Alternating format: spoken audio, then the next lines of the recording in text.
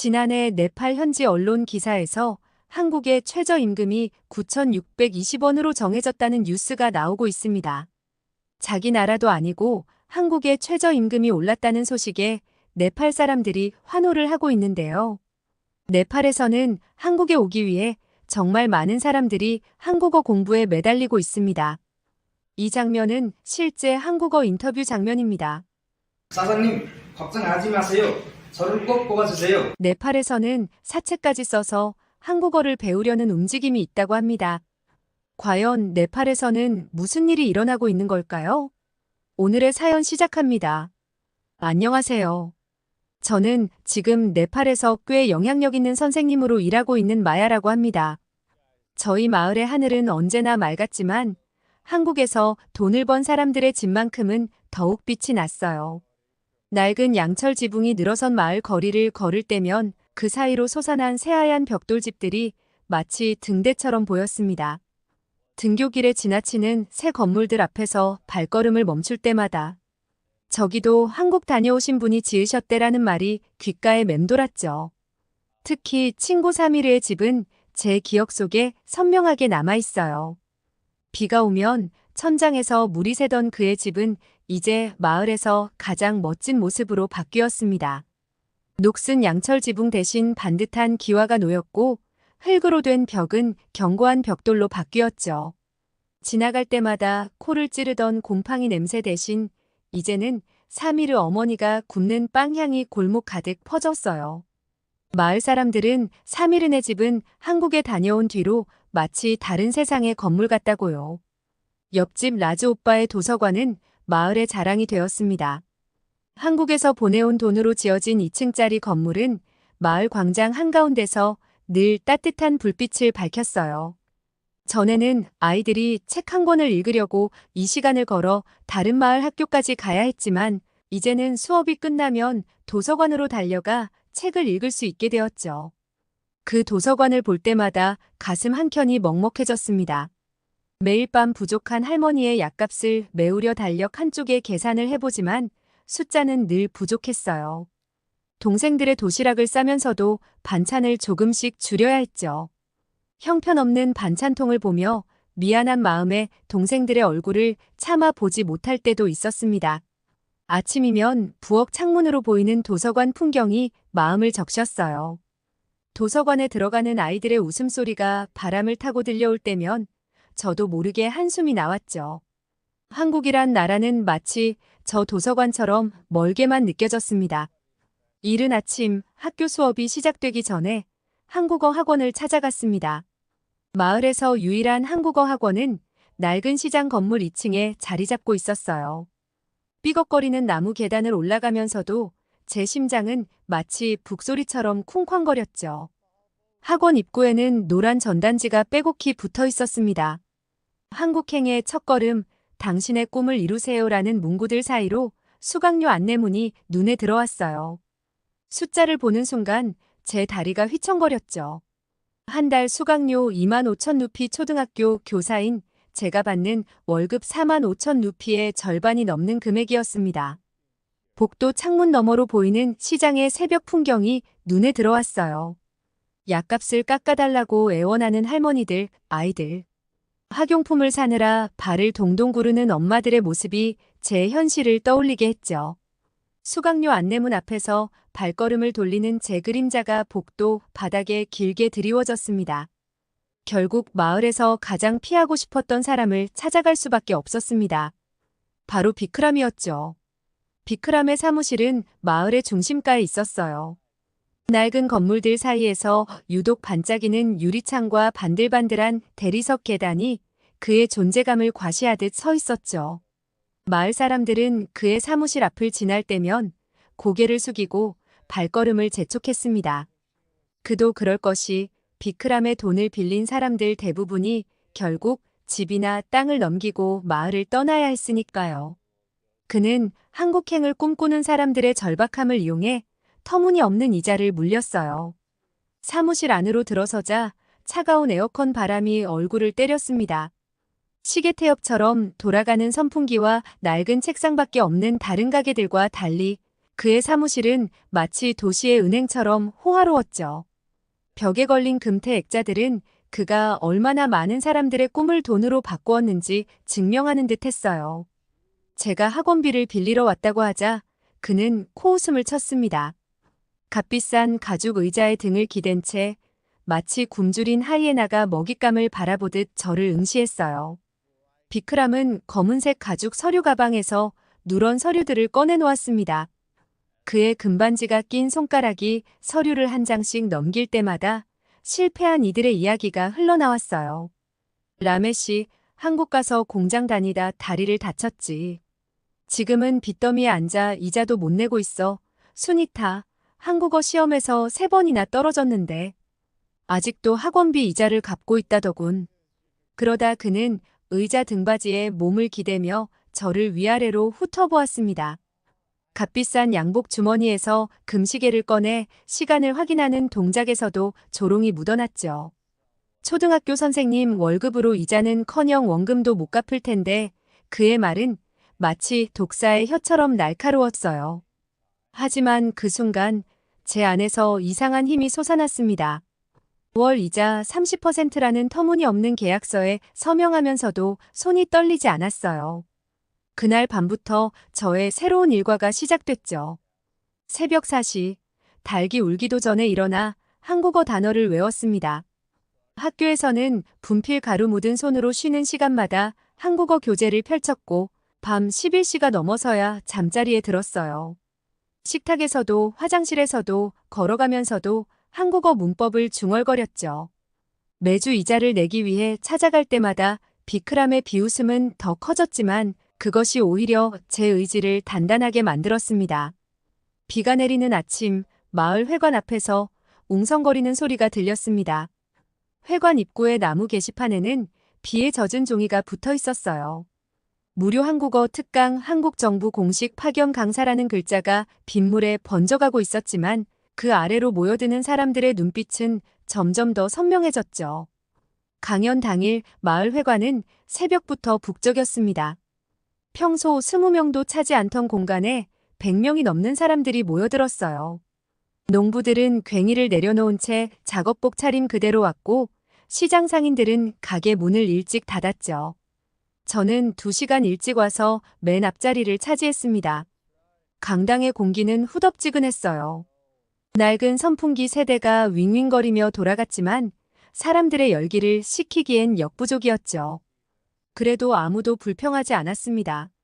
오히려 빽빽하게 들어찬 사람들 사이로 한국에 대한 기대감이 전염병처럼 퍼져나갔어요.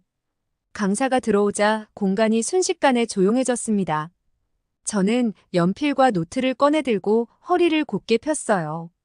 마치 제 인생의 가장 중요한 수업을 듣는 것처럼 강사의 입술이 움직이기만을 기다렸죠.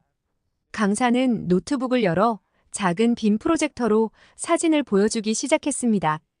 녹슨 양철 지붕 아래서 일하는 우리 마을의 모습과는 전혀 달랐어요. 흰색 벽으로 둘러싸인 공장 안에서 파란 작업복을 입은 네팔 사람들이 환하게 웃고 있었죠. 기숙사 사진이 화면에 떴을 때 회관 안에서 탄성이 터져나왔습니다. 깨끗한 침대와 에어컨이 설치된 방, 공동 주방에 반짝이는 가스레인지까지 저희 마을의 가장 큰 집보다도 더 좋아 보였어요. 제 옆자리에 앉은 할머니는 저기가 정말 공장 기숙사가 맞나? 하며 안경을 다시 고쳐 쓰셨죠.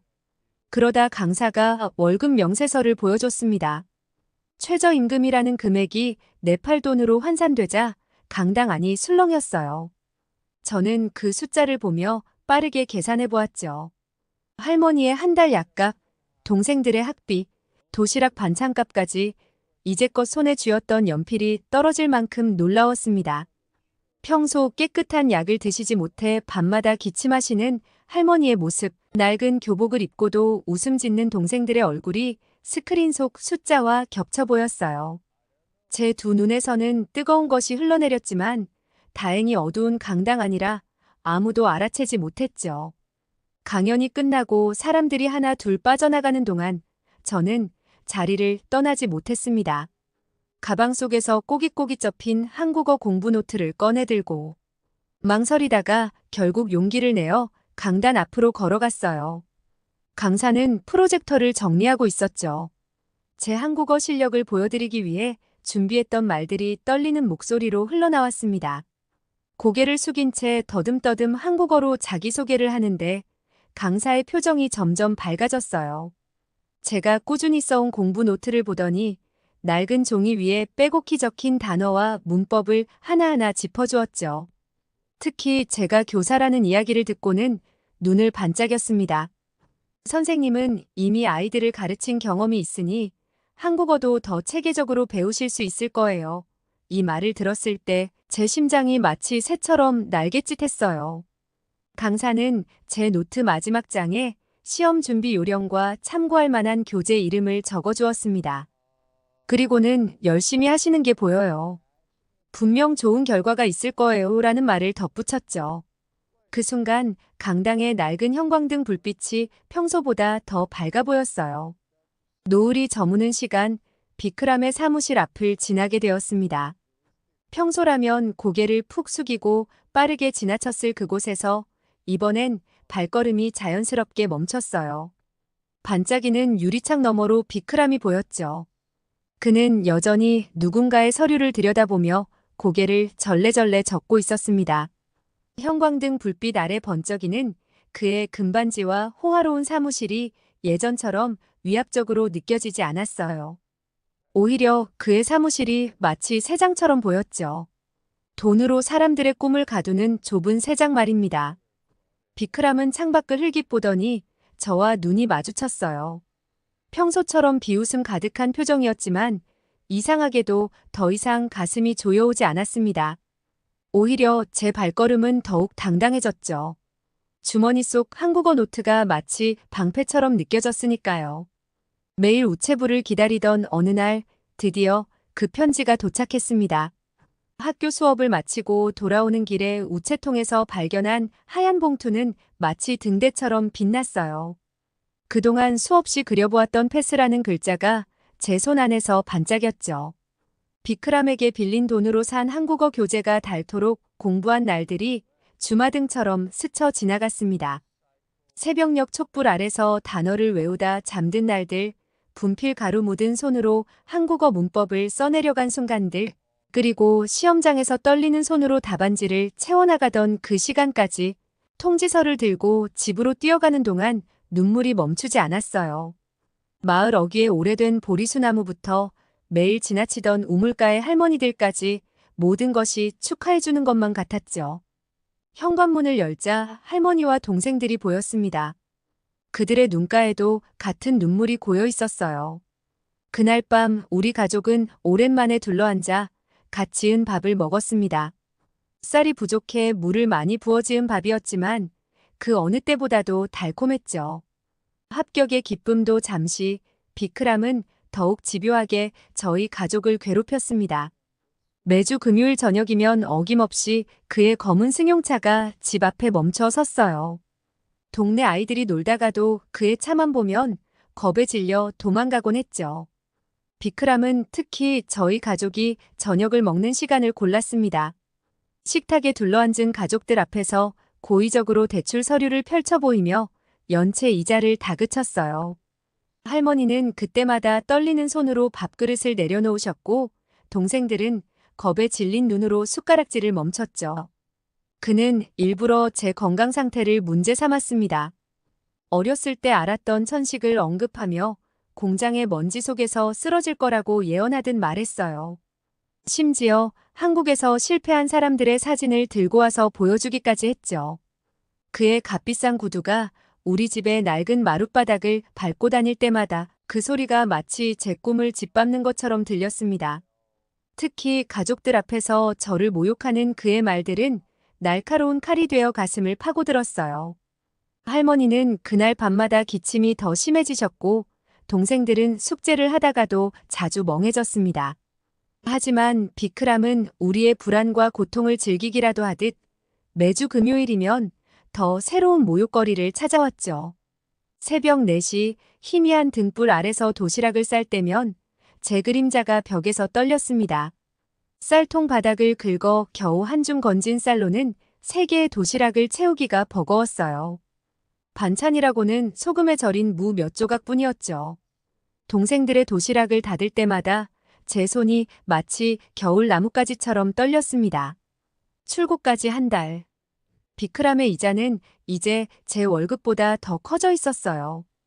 밤이면 그의 차가운 목소리가 악몽처럼 귓가를 맴돌았고 숨이 막힐 듯한 압박감에 잠들지 못하는 날이 늘어갔습니다.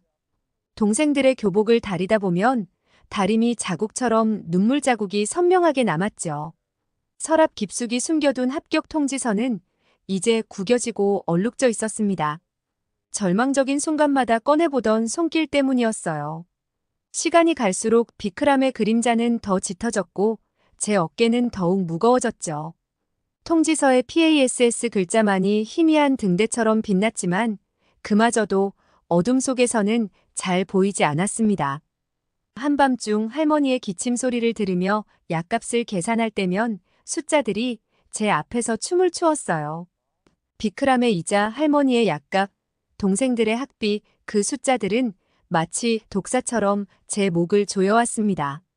하지만 이제 물러설 수는 없었죠. 물러선다면 저희 가족은 영원히 이 늪에서 빠져나올 수 없을 테니까요. 비자가 나왔다는 소식을 들은 날, 비크람의 사무실로 향하는 제 발걸음은 달라졌습니다. 이제껏 그의 사무실 문을 열 때면 숨이 막혔지만 그날만큼은 달랐어요. 손잡이를 잡은 제 손끝이 더 이상 떨리지 않았죠. 비크람은 여느 때처럼 가죽 의자에 깊숙이 몸을 파묻은 채 누군가의 서류를 들여다보고 있었습니다. 그의 책상 위에는 압류 통지서가 수북이 쌓여 있었어요. 그 중에는 제가 아는 이웃의 이름도 보였죠. 지난주에 야반 도주했다는 라메시 아저씨의 땅 문서도 있었습니다. 그는 제 비자 소식을 듣자 비웃음을 지었어요. 서랍에서 제 대출 서류를 꺼내더니 연체 이자가 얼마나 늘어났는지 빨간 펜으로 동그라미를 치며 보여주었습니다. 하지만 이상하게도 그의 모습이 예전처럼 위협적으로 보이지 않았어요. 오히려 그의 값비싼 양복이 초라해 보였고 번쩍이는 금반지가 족쇄처럼 느껴졌죠. 처음으로 그의 눈을 똑바로 바라보며 빚을 갚겠다고 말했을 때 그의 눈빛이 흔들렸습니다. 아마도 그의 서랍 속에는 수많은 실패한 약속들이 쌓여 있었겠지만 제 눈빛만큼은 흔들리지 않았어요. 그는 잠시 말을 잃은 채 창밖만 바라보았습니다. 그의 책상 위로 떨어지는 석양이 마치 그의 몰락을 예고하는 것처럼 보였죠. 인천의 한 공단 입구에 서서 처음 본 한국의 공장은 압도적이었습니다. 새벽 안개 속에서 우뚝 솟은 건물들은 마치 거인처럼 느껴졌어요. 고향 마을의 낮은 지붕들과는 비교조차 할 수 없었죠. 공장 안으로 들어서자 온갖 소리가 제 귓가를 때렸습니다. 쇳소리가 울리고 기계가 돌아가는 소음이 가득했어요.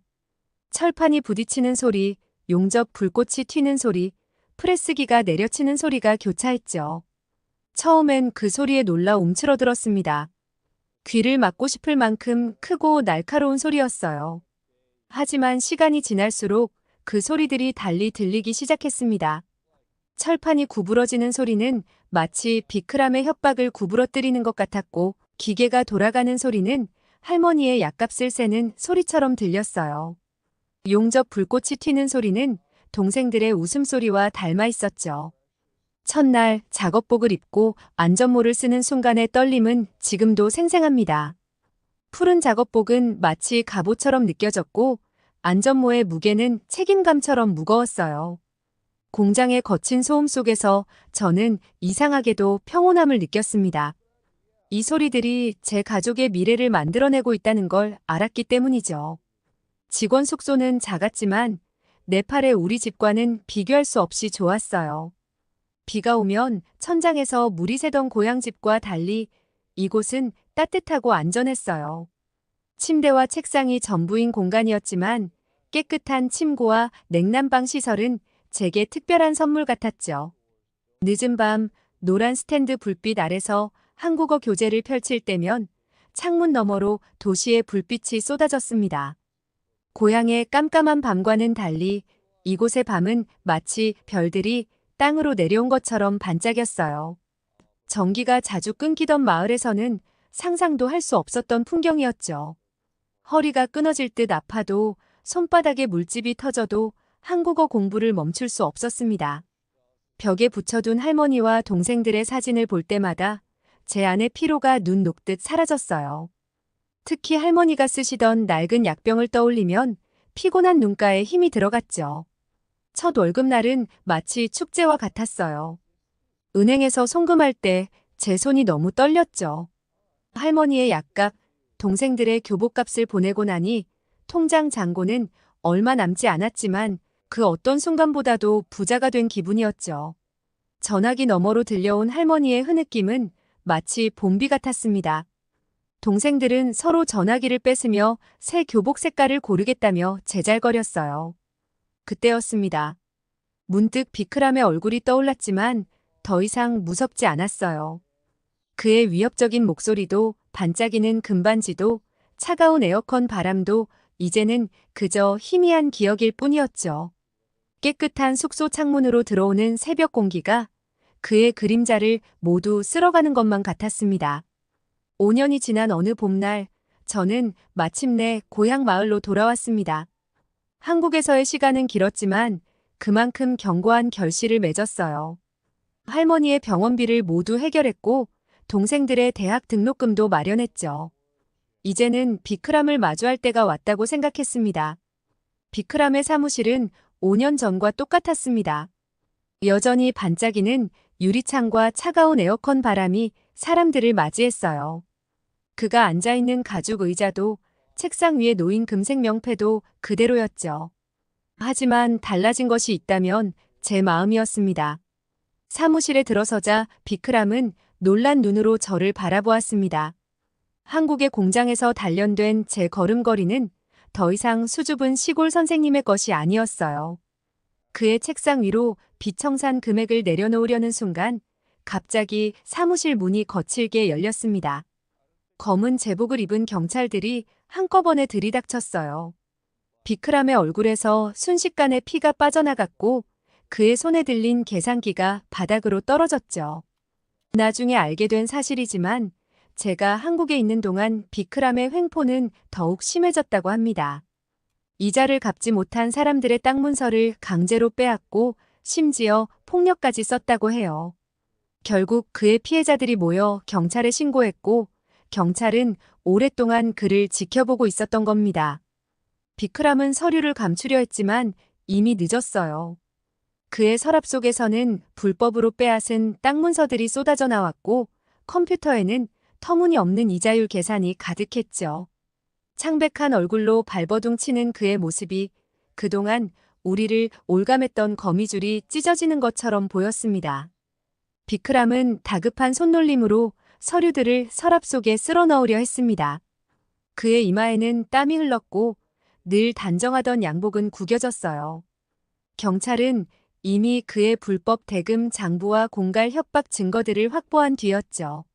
심지어 도망간 줄 알았던 라메시 아저씨의 땅 문서까지 찾아냈다고 합니다. 사무실 밖은 순식간에 사람들로 가득 찼어요. 평소엔 그의 사무실 앞을 지날 때마다 고개를 숙이던 마을 사람들이었지만 이제는 달라졌습니다. 할머니들은 지팡이를 짚은 채 그를 노려보았고 젊은이들은 주먹을 움켜쥐었죠. 그들 모두가 비크람의 피해자였다는 게 믿기지 않았어요. 차가운 에어컨 바람이 불어오는 가운데 경찰이 비크람의 손목에 수갑을 채웠습니다. 그의 손가락에 끼워진 금반지가 수갑 소리에 맞춰 덜그럭거렸어요. 늘 반짝이던 그 반지가 이상하게도 가짜처럼 보였죠. 경찰은 저에게도 다가와 피해 상황을 물었습니다. 그제야 알게 됐어요. 빌린 돈의 이자율이 법정 최고 이자율의 5배나 된다는 것을, 그리고 이런 불법적인 이자로 고통받은 사람들이 마을 전체에 퍼져 있다는 사실을요. 유난히 해가 더웠던 아침, 전기가 들어오지 않는 마을 회관의 나무 의자에 앉아 있었습니다. 10여 명의 마을 청년들이 앞에서 눈을 반짝이며 제 이야기를 기다리고 있었어요. 정전으로 선풍기도 돌아가지 않았지만 그들의 열기만으로도 공간이 가득 찼습니다. 회관 창문 너머로 비크람의 굳게 닫힌 사무실이 보였어요. 며칠 전까지만 해도 그곳에 반짝이는 유리창 앞에서는 누구도 고개를 들지 못했는데 이제는 그냥 낡은 건물일 뿐이었죠. 설명을 시작하자 회관 문이 조금씩 열렸어요. 처음에는 몇몇 호기심 많은 주부들이 고개를 내밀더니 이내 논에서 일하다 말고 달려온 농부들도 뒤에 서서 귀를 기울였습니다. 한국 공장에서 찍은 사진 한 장을 꺼내들자 순식간에 앉을 자리가 부족해졌죠. 특히 제 눈에 띈 건 구석에 앉아있던 20살 청년이었어요. 그는 비크람에게 농토를 빼앗긴 집 아들이었는데 푸르스름한 멍이 남은 팔로 연필을 꽉 쥐고 있었습니다. 한국어 공부를 어떻게 시작해야 하냐고 물을 때 그의 목소리에서 처음으로 두려움 대신 희망이 느껴졌죠. 저는 학교 한편에 작은 한국어 교실을 열었어요. 비크람에게 빌린 돈으로 시작했던 한국어 공부가 이제는 다른 이들의 희망이 되어 돌아온 것이죠. 퇴근 후 피곤할 법도 한데 한국어를 배우려는 학생들의 열정은 놀라웠습니다. 한국에서 배워온 기술도 나누었어요. 용접이나 프레스 기술을 알려달라는 청년들도 늘어갔죠. 어느 날은 제 수업을 듣던 학생이 한국 고용허가제 시험에 합격했다는 소식을 들었습니다. 그 소식이 마을에 퍼지자 더 많은 사람들이 용기를 냈어요. 이제는 비크람 같은 고리대 금업자에게 의지하지 않고도 정직한 방법으로 꿈을 이루려는 사람들이 늘어갔죠. 한때 비크람의 사무실이 있던 자리는 지금 마을 도서관으로 바뀌었습니다. 차가운 에어컨 바람 대신 따뜻한 희망이 가득한 곳이 되었어요. 도서관 한켠에는 작은 한국어 교실이 있고 벽에는 한국에서 일하는 마을 청년들의 사진이 걸려 있죠. 그들의 땀방울이 모여 마을은 조금씩 달라지고 있습니다. 이제 저는 마을에서 가장 신뢰받는 선생님이 되었습니다. 아침마다 한국어 교실로 향하는 발걸음이 설렙니다. 교실 창문 너머로 보이는 히말라야, 설산이 마치 한국의 공장에서 바라보던 높은 굴뚝처럼 당당해 보여요. 지난달에는 한국에서 특별한 손님이 왔습니다. 5년 전 제게 희망을 주었던 그 강사님이었어요. 강사님은 제 교실을 둘러보시더니 환하게 웃으셨죠. 학생들의 책상마다 놓인 한국어 교재, 벽에 붙은 한글 시험지들, 그리고 한국 회사에 취업한 졸업생들의 사진을 보시면서 연신 고개를 끄덕이셨습니다. 요즘은 한국에서 온 편지들로 분주해요. 제 수업을 듣고 한국으로 간 제자들이 보내온 소식입니다. 누군가는 용접 자격증을 땄다고 자랑하고 또 누군가는 한국어 능력 시험 고급을 통과했다며 기뻐해요. 그들의 편지에는 항상 마지막에 이런 말이 적혀 있죠. 선생님 덕분에 우리도 꿈을 이룰 수 있었어요. 저도 곧 다시 한국으로 떠날 계획입니다. 이번에는 더 높은 꿈을 위해서예요. 한국에서 교육학을 공부하고 싶습니다. 네팔과 한국을 잇는 더 단단한 다리를 만들고 싶어요. 이제는 할머니도 동생들도 제 새로운 도전을 응원합니다. 교실 창가에 서서 마을을 내려다보면 5년 전과는 전혀 다른 풍경이 펼쳐져 있어요. 비크람의 그림자는 완전히 사라졌고 대신 희망의 빛이 마을 구석구석을 비추고 있습니다. 저는 알게 되었죠. 진정한 코리안 드림은 단순히 돈을 버는 것이 아니라 그 꿈을 다른 이들과 나누는 것이라는 걸요. 한국으로 인해 저의 삶이 바뀐 이야기를 한국 분들에게 꼭 전해드리고 싶어 사연을 보냈어요. 항상 감사합니다. 한국. 다음 사연 시작하겠습니다. 여기 한국인들에게 감동한 에티오피아의 한 방송에서 한국을 향해 감사하다며 의리를 지킨 나라라고 칭송을 하고 있는데요. 과연 이들에게는 어떤 사연이 있는지 오늘의 사연 시작합니다. 안녕하세요. 저는 에티오피아의 작은 마을에서 자란 레나라고 합니다. 한국 분들이 아시기엔 에티오피아라는 나라라고 하면 커피가 가장 먼저 떠오르실 텐데요. 커피 이전에 에티오피아와 한국은 특별한 인연이 있습니다. 그건 바로 제 집안 이야기이며 우리 집안이 어렵게 살았던 이유에 연관이 되기도 합니다. 저희 할아버지는 한국 전쟁 참전 용사셨습니다. 1951년 당시 22살이었던 할아버지는 에티오피아의 황제 하일레 셀라시의 명령으로 한국 전쟁에 참전하셨죠. 할아버지께서는 그때의 이야기를 저에게 자주 들려주셨습니다. 레나야, 그때 우리는 21일간의 긴 항해 끝에 부산에 도착했단다.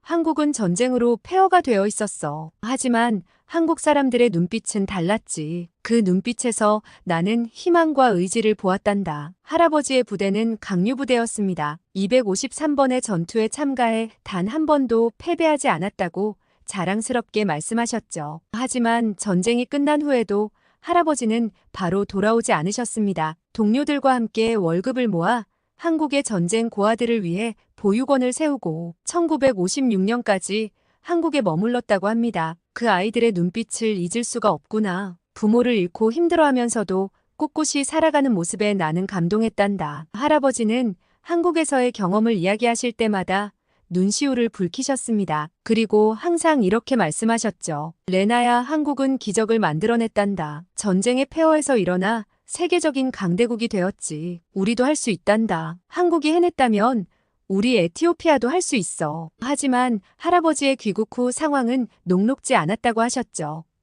1974년 에티오피아에서 군사 쿠데타가 일어나 하일레 셀라시의 황제가 퇴위되고 사회주의 정권이 들어섰습니다. 이 급격한 정치적 변화는 우리 가족을 포함한 많은 참전 용사들의 삶을 뒤흔들어 놓았습니다. 새 정권은 이전 황제와 관련된 모든 것을 적대시했고 한국전 참전 용사들도 그 대상이 되었습니다. 할아버지를 비롯한 많은 참전 용사들은 하루아침에 제국주의의 앞잡이로 낙인 찍혔고 재산을 몰수당했습니다. 우리 가족이 살던 집과 할아버지가 운영하던 작은 가게도 모두 빼앗겼죠. 할아버지는 갑자기 일자리를 잃으셨고 우리 가족은 도시 외곽의 작은 판자촌으로 이사해야 했습니다. 부모님은 날품팔이로 겨우 생계를 이어갔고 저와 동생들은 학교에 가는 대신 구두 닦기나 노점상 일을 해야 했습니다. 더 가슴 아픈 것은 할아버지가 겪으신 정신적 고통이었습니다. 한때 자랑스러운 참전 용사였던 할아버지는 이제 마을에서 손가락질 받는 존재가 되었고 과거에 대해 말씀하시는 것조차 조심스러워 하셨다고 해요. 밤이면 가끔 할아버지의 흐느끼는 소리가 들렸고 그럴 때마다 저의 어린 가슴은 무거워졌습니다. 우리 가족뿐만이 아니었습니다. 이웃에 살던 다른 참전용사 가족들도 비슷한 처지에 놓였고 서로 의지하며 힘든 시기를 견뎌냈습니다. 그들과 함께 모여 한국에 대한 추억을 나누는 것이 우리에게 작은 위안이 되었죠. 이런 어려움 속에서도 할아버지는 한국에 대한 믿음을 잃지 않으셨습니다. 언젠가는 우리의 희생이 인정받을 거야. 한국이 잊지 않을 거란다라고 항상 말씀하셨죠. 그 말씀이 현실이 되기까지는 오랜 시간이 걸렸지만 할아버지의 믿음은 결국 옳았습니다. 그래서 저는 어려운 형편 속에서도 공부를 열심히 했고 우리 가족과 이웃들을 돕고 싶다는 마음에 간호사가 되기로 결심했습니다. 그리고 그 과정에서 저는 할아버지의 이야기 속 한국을 만나게 되었습니다. 그것은 마치 운명과도 같았죠. 할아버지의 굽히지 않는 믿음과 희망은 우리 가족에게 큰 힘이 되었어요. 그리고 그 희망은 제가 13살이 되던 해 작은 변화의 씨앗으로 싹트기 시작했죠. 그해 봄 우리 마을에 한국인들이 찾아왔습니다. 코이카에서 파견된 의료진이었는데 마을 광장에 임시 진료소를 차리고 주민들을 무료로 진료해 주었어요. 처음엔 모두 경계했지만 할아버지께서 앞장서서 마을 사람들을 설득하셨죠. 이 사람들은 우리를 도우러 온 거야. 한국은 우리의 친구란다. 할아버지 말씀대로였어요. 한국 의료진들은 정말 친절했고 열정적으로 주민들을 돌봤죠. 그들의 모습을 보며 처음으로 간호사라는 직업에 관심을 갖게 되었답니다. 더 놀라운 일은 그 다음에 일어났어요. 코이카 팀이 우리 마을에 작은 병원을 지어주기로 한 거죠.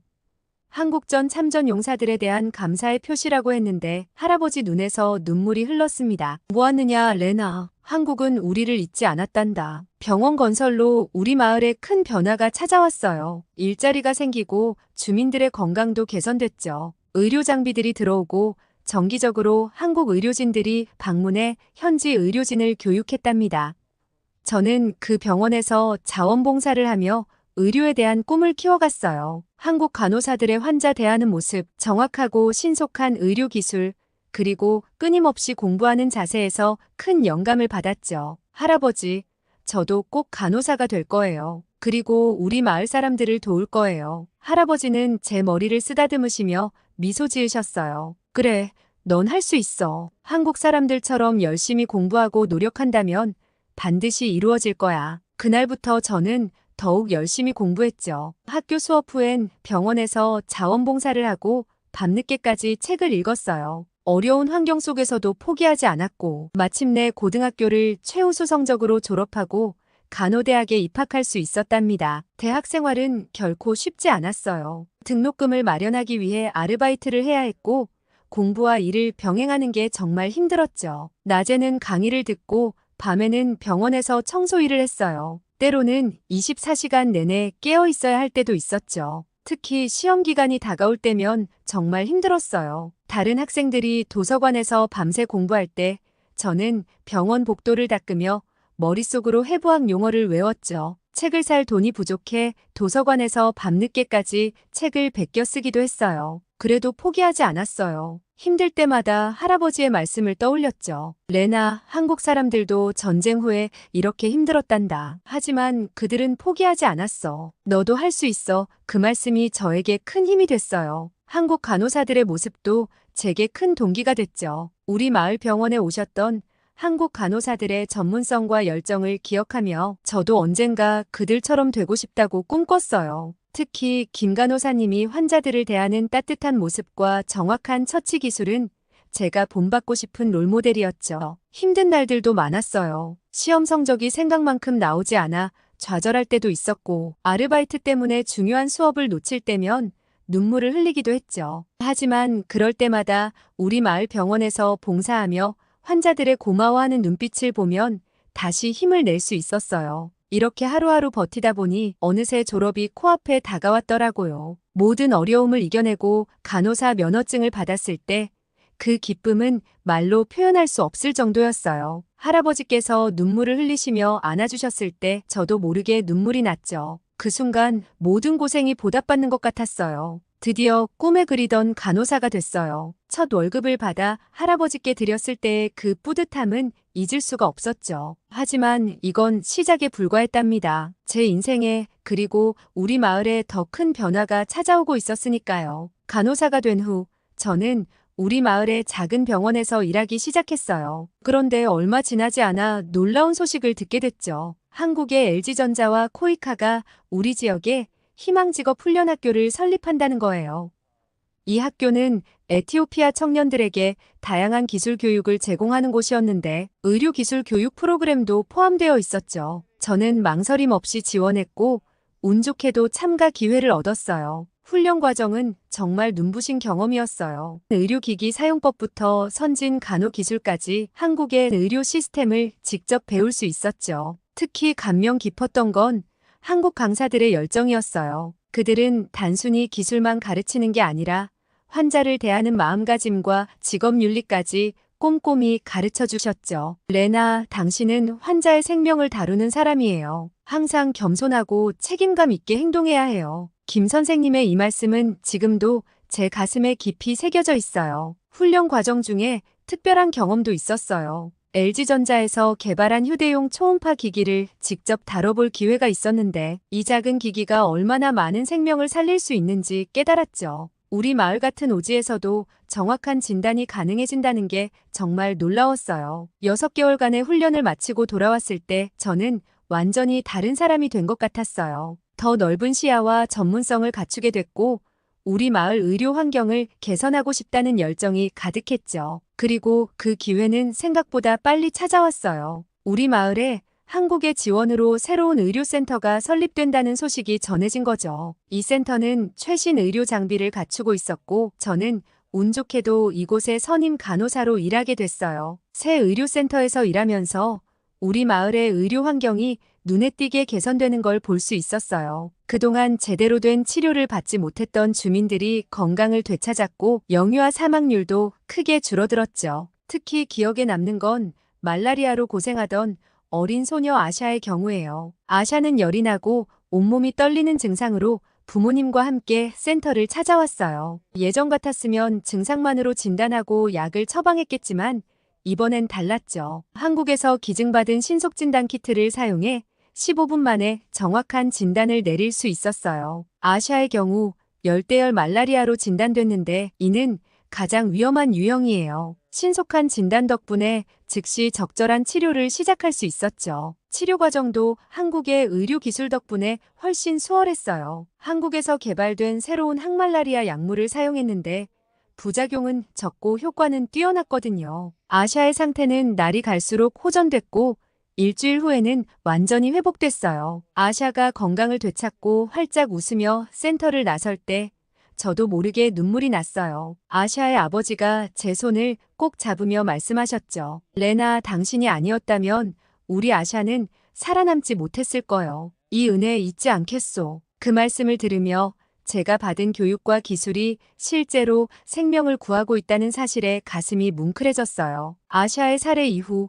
우리 센터는 주변 마을에서도 유명해졌어요. 멀리서도 환자들이 찾아왔고 특히 말라리아 의심 환자들이 많이 왔죠. 한 달 동안 50명이 넘는 말라리아 환자를 진단하고 치료했는데 그중 15명은 아샤처럼 위험한 열대열 말라리아였어요. 가장 보람찼던 순간은 임신 7개월의 산모 메리의 경우였어요. 말라리아에 감염된 채 늦게 발견됐다면 산모와 태아 모두 위험할 수 있었는데 다행히 초기에 발견하고 치료할 수 있었죠. 몇 달 후 메리가 건강한 아기를 안고 센터를 찾아왔을 때 모두가 기쁨의 눈물을 흘렸어요. 이런 경험들을 통해 저는 의료기술의 발전이 얼마나 중요한지 그리고 한국의 지원이 우리 지역에 얼마나 큰 변화를 가져오고 있는지 실감할 수 있었어요. 그리고 이런 변화의 한가운데에 제가 서 있다는 사실이 자랑스럽고 감사했죠. 레나 언니 고마워요. 언니 덕분에 살았어요. 아샤의 이 말을 들으며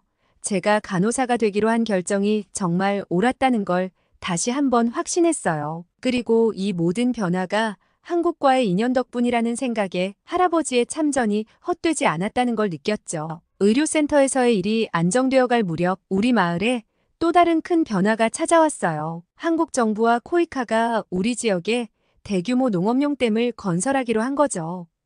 처음 이 소식을 들었을 때 마을 사람들은 반신반의했어요. 하지만 공사가 시작되고 댐의 모습이 드러나기 시작하자 모두의 눈빛이 달라졌죠. 이 댐이 켈리타 강에 물을 가두어 100헥타르가 넘는 농지에 물을 대줄 거래. 우리 마을이 바뀔 거야. 할아버지의 흥분된 목소리가 아직도 귓가에 생생해요. 댐 건설에는 5년이라는 시간이 걸렸어요. 그 기간 동안 마을에는 많은 변화가 있었죠. 건설 현장에서 일자리가 생겼고 한국의 기술자들이 우리 마을 청년들에게 기술을 가르쳐 주었어요. 제 남동생도 그중 한 명이었죠. 2022년 드디어 댐이 완공되었어요. 그 효과는 즉각적이었죠. 가뭄 걱정 없이 농사를 지을 수 있게 되었고 수확량은 눈에 띄게 증가했어요. 특히 아버지의 농장이 크게 발전한 걸 보며 가슴이 뭉클했죠. 레나야, 이제 내 동생들 학비 걱정은 안 해도 되겠다. 정말 꿈만 같구나. 아버지의 눈시울이 붉어지는 걸 보며 저도 눈물을 참을 수 없었어요. 댐은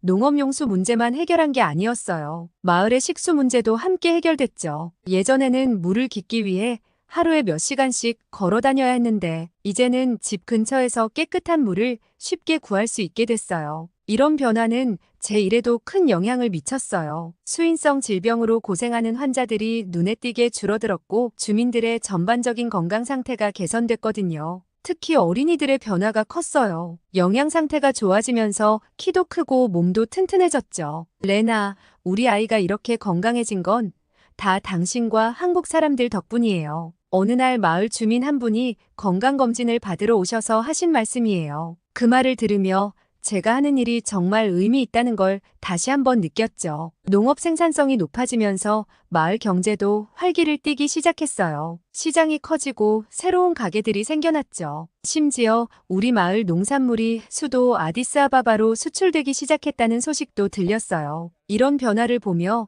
한국에 대한 감사함이 더욱 커졌어요. 할아버지께서 항상 말씀하셨던 한국의 한강의 기적이 이제 우리 마을의 오모강의 기적으로 실현되고 있다는 생각이 들었거든요. 하지만 이것이 끝이 아니었어요. 한국과 에티오피아의 인연, 그리고 우리 마을의 변화는 계속되고 있었거든요. 한국 기업들이 에티오피아에 투자하면서 우리 동생들에게도 새로운 기회가 찾아왔습니다. 먼저 동생 타페레의 이야기부터 해볼게요. 현대자동차가 아디스아바바 근교에 자동차 조립 공장을 세운다는 소식이 전해졌죠. 이 소식을 들은 타페레는 눈을 반짝이며 말했습니다. 누나, 나 현대자동차에 지원해볼래요. 댐 공사장에서 배운 기술을 써먹을 수 있을 것 같아. 타페레의 열정과 노력이 통한 걸까요? 그는 현대자동차 공장의 전기 시스템 관리자로 채용되었어요. 댐 공사 현장에서 익힌 기술이 큰 도움이 되었다고 하더라고요. 타페레가 첫 출근하는 날, 우리 가족 모두가 그를 응원하러 나갔습니다. 타페레, 내가 자랑스럽구나. 할아버지께서 보시면 얼마나 기뻐하실까? 아버지의 말씀에 우리 모두 눈시울이 붉어졌죠. 현대자동차의 에티오피아 진출은 단순히 일자리 창출을 넘어서는 의미가 있었습니다. 그들은 현지 직원들에게 선진 기술과 경영 노하우를 전수하며 에티오피아 자동차 산업의 발전을 이끌고 있었죠. 타페레는 종종 한국에서 온 엔지니어들과 함께 일하는 경험을 즐겁게 얘기해주곤 했어요. 누나, 한국 엔지니어들의 꼼꼼함과 열정이 정말 대단해요. 그들과 함께 일하면서 매일 새로운 것을 배워갑니다. 그의 말을 들으며 한국 기업들이 단순히 이익만을 추구하는 것이 아니라 진정한 상생을 위해 노력하고 있다는 걸 느낄 수 있었습니다. 얼마 후 우리 막내 동생 메콘네에게도 기회가 찾아왔어요. 메콘네는 어릴 때부터 언어에 재능이 있었는데 댐 건설 현장에서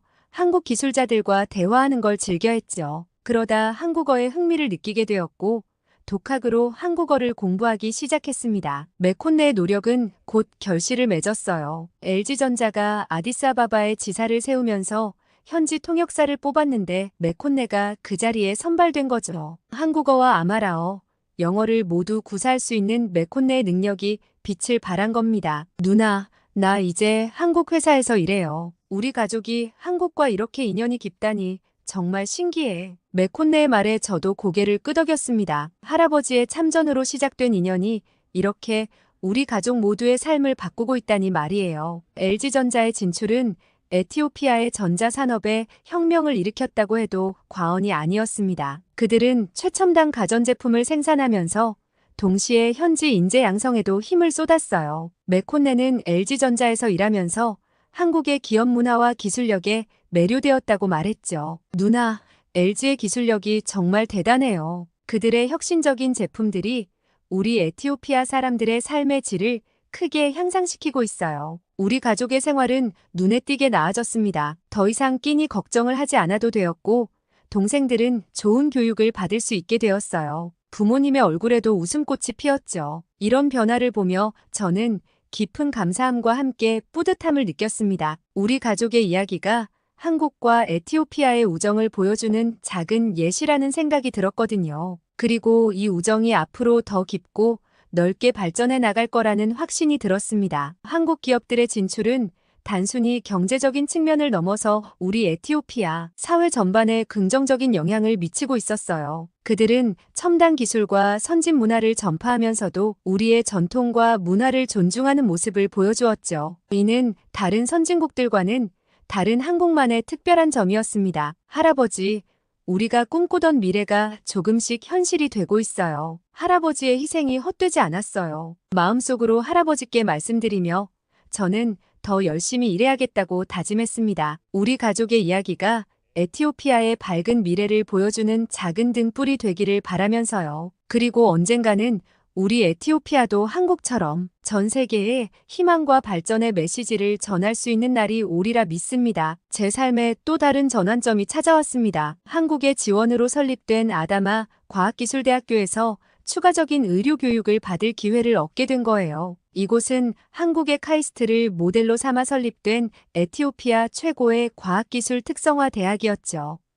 아다마 대학교에서의 경험은 제 인생을 완전히 바꿔놓았어요. 한국에서 오신 교수님들로부터 최신 의료기술과 시스템에 대해 배우면서 제가 얼마나 좁은 세상에서 살았는지 깨달았습니다. 특히 원격 의료 시스템과 AI를 활용한 진단기술은 정말 놀라웠어요. 레나, 당신의 열정이 에티오피아 의료계의 미래를 바꿀 수 있습니다. 김 교수님의 이 말씀이 제 가슴에 불을 지폈죠. 저는 에티오피아 의료 발전에 기여하겠다는 꿈을 키우기 시작했습니다. 졸업 후 저는 제가 배운 지식을 고향 마을에 적용하기 시작했어요. 원격 진료 시스템을 도입해 멀리 떨어진 마을 사람들도 전문의의 진료를 받을 수 있게 했고, AI 진단 시스템으로 정확한 진단과 신속한 치료가 가능해졌죠. 제 노력과 성과는 점차 에티오피아 전역에 알려지기 시작했습니다. 언론에서는 저를 에티오피아의 나이팅게일이라고 부르기도 했어요. 그리고 놀랍게도 한국-에티오피아 우호협회에서 저를 대사로 임명한다는 연락을 받았습니다. 레나, 당신의 이야기는 우리 두 나라의 협력이 만들어낸 가장 아름다운 결실입니다. 우호협회 회장님의 말씀에 저는 눈물을 흘렸어요. 제 개인의 성공을 넘어 두 나라의 역사적인 인연과 협력의 상징이 되었다는 사실이 가슴 벅찼습니다. 대사로서 활동하면서 저는 더 많은 에티오피아 청년들이 한국의 선진 기술과 시스템을 배울 수 있도록 노력했어요. 또한 한국 기업들이 에티오피아에 더 많은 투자를 하도록 힘썼죠. 제 이야기를 들은 많은 한국 사람들이 감동했다고 해요. 70년 전 그들의 할아버지 세대가 뿌린 씨앗이 이렇게 아름답게 꽃 피웠다는 사실에 자부심을 느낀다고 하더라고요. 이제 저는 꿈꿉니다. 언젠가 에티오피아가 한국처럼 전쟁의 폐허에서 일어나 세계를 놀라게 할 날을요. 그리고 그때 우리가 다른 어려운 나라를 도울 수 있기를요. 한국이 우리에게 그랬던 것처럼 말이에요. 저의 삶을 바꾸어준 한국에 언젠가는 꼭 방문하고 싶어요. 그날을 향해 열심히 일하려고 합니다. 할아버지께서 그토록 그리워하셨던 그 땅을 제 눈으로 직접 보고 싶어요. 서울의 높은 빌딩들, 한강의 아름다운 풍경, 그리고 첨단 기술로 가득한 도시들을 경험하고 싶습니다. 특히 가고 싶은 곳은 춘천이에요. 할아버지께서 주로 활동하셨던 곳이자 지금은 에티오피아 참전 용사를 기리는 기념관이 있는 곳이죠. 그곳에 가서 할아버지의 젊은 시절 모습을 떠올리며 그분의 용기와 희생에 감사드리고 싶어요. 또한 한국의 선진 병원들을 방문해 최신 의료 기술을 배우고 싶어요. 그리고 그 지식을 가지고 돌아와 우리 에티오피아의 의료 시스템을 더욱 발전시키고 싶습니다. 한국 방문은 제게 단순한 여행이 아닌 꿈의 실현이 될 거예요. 그곳에서 만나는 모든 것들이 새로운 영감과 동기가 되어 제 삶을 더욱 풍요롭게 해줄 거라 믿어요. 이 꿈을 이루기 위해 저는 더욱 열심히 일하고 공부할 겁니다. 한국어도 열심히 배워서 한국에 가면 주저없이 대화를 나눌 수 있기를 바라요. 그래서 제가 느낀 감사함을 직접 전할 수 있기를 희망합니다.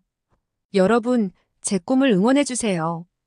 그리고 한국 분들, 언젠가 제가 찾아갔을 때 따뜻하게 맞아주세요. 저는 에티오피아와 한국의 우정을 상징하는 작은 씨앗이 되어 양국의 관계가 더욱 깊어지는 데 기여하고 싶습니다. 우리 모두가 서로의 꿈을 응원하고 돕는다면 이 세상은 더 나은 곳이 될 거예요. 한국이 우리 에티오피아에게 그랬던 것처럼 말이죠. 함께 꿈꾸고 함께 성장하는 날을 기대하며 오늘도 저는 희망을 가지고 전진합니다. 제 긴 사연 끝까지 들어주셔서 감사합니다.